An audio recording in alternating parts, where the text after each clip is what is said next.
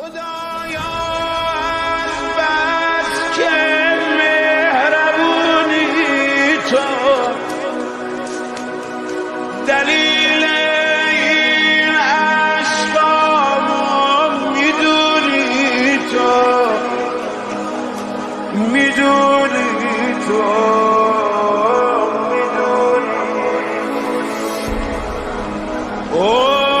داره میشه تباه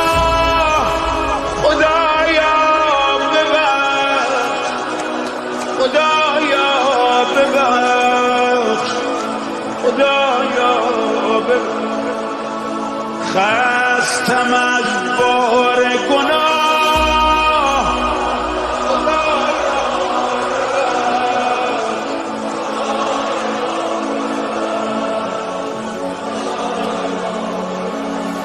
هر بار صدات کردن